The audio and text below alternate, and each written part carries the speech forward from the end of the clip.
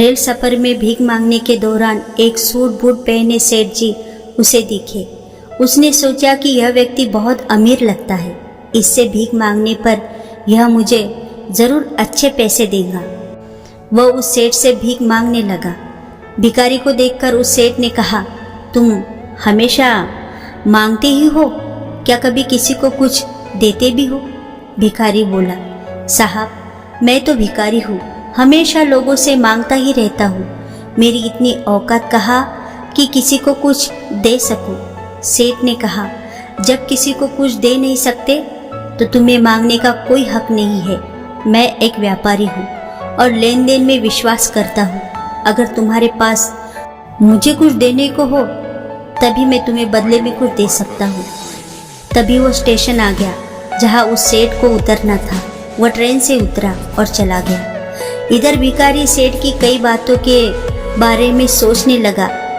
सेठ के द्वारा कही गई बात उसे भिखारी के दिल में उतर गई। वह सोचने लगा कि शायद मुझे भीख में अधिक पैसा इसलिए नहीं मिलता क्योंकि मैं उसके बदले में किसी को कुछ दे नहीं पाता हूँ। लेकिन मैं तो भिखारी हूँ, किसी को कुछ देने लायक भी नहीं हूँ। लेकिन कब तक मैं लोगों को बिना कुछ दिए केवल मांगता ही रहूँगा। बहुत सोचने के बाद भिखारी ने निर्णय किया कि जो भी व्यक्ति उसे भीख देगा तो उसके बदले वह उस व्यक्ति को कुछ जरूर देगा। लेकिन अब उसके दिमाग में यह प्रश्न चल रहा था कि वह खुद भिखारी है तो भीख के बदले में वह दूसरे को क्या दे सकता है। इस बात को सोचते हुए दिन भर गुजर गया, लेकिन उसे अपने प्रश्न का कोई उत्तर नहीं मिला।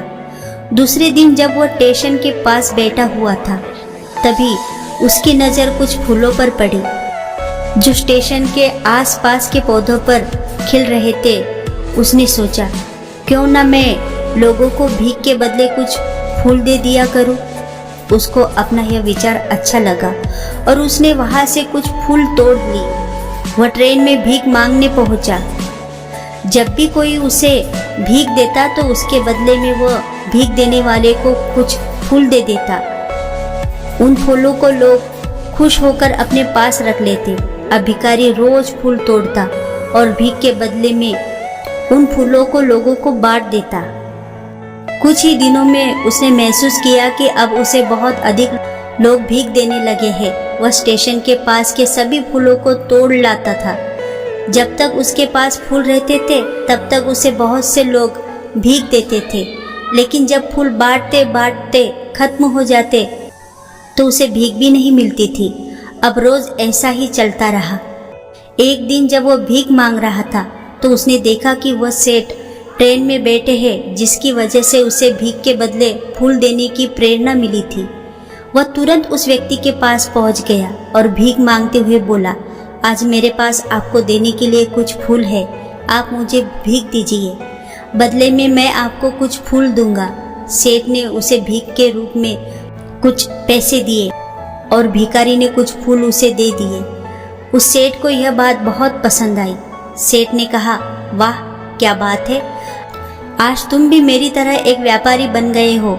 इतना कहकर फूल लेकर वह स्टेशन पर उतर गया। लेकिन उस सेठ द्वारा कही गई बात एक बार फिर से उस भिखारी के दिल में उतर गई।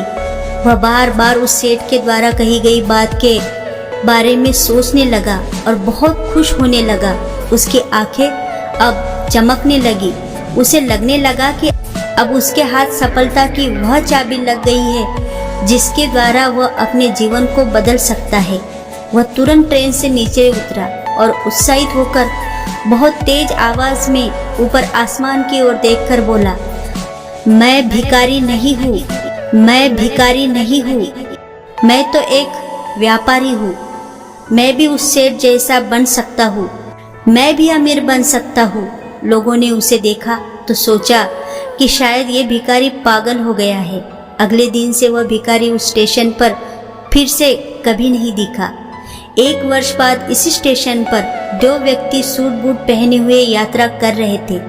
दोनों ने एक दूसरे को देखा तो उनमें से एक ने दूसरे को हाथ जोड़कर प्रणाम किया और कहा, क्या आपने मुझे पहचाना?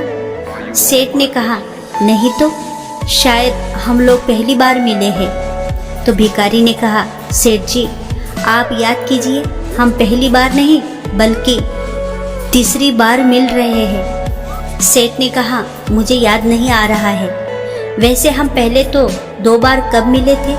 अब पहला व्यक्ति मुस्कुराया और बोला, हम पहले भी 2 बार इसी ट्रेन में मिले थे। मैं वो भिखारी हूँ जिसको आपने पहली मुलाकात में बताया कि मुझे जीवन में क्या करना चाहिए, और दूसरी मुलाकात में बताया कि मैं वास्तव में कौन हूँ। नतीजा यह निकला कि आज मैं फूलों का एक बहुत बड़ा व्यापारी हूँ और इस व्यापार के काम से दूसरे शहर जा रहा हूँ। आपने मुझे पहली मुलाकात में प्रकृति का नियम बताया था, जिसके अनुसार हमें तभी कुछ मिलता है जब हम कुछ देते हैं। लेन देन का यह नियम वास्तव में काम करता है। मैंने यह बहुत अच्छी तरह से महसूस किया है, लेकिन मैं खुद को हमेशा भिखारी ही समझता रहा।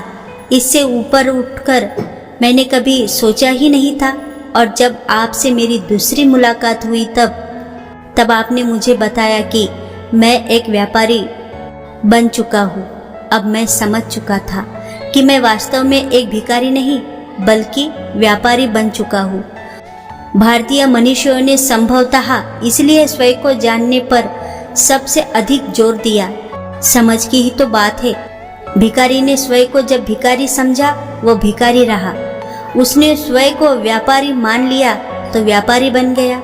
जिस दिन हम समझ लेंगे कि मैं कौन हूँ, अर्थात मैं भगवान का अंश हूँ, फिर जानने और समझने को रह ही क्या गया। दोस्तों, अगर ये कहानी आपको अच्छी लगी हो तो प्लीज़ लाइक, शेयर और सब्सक्राइब ज़रूर कर देना। Thank you.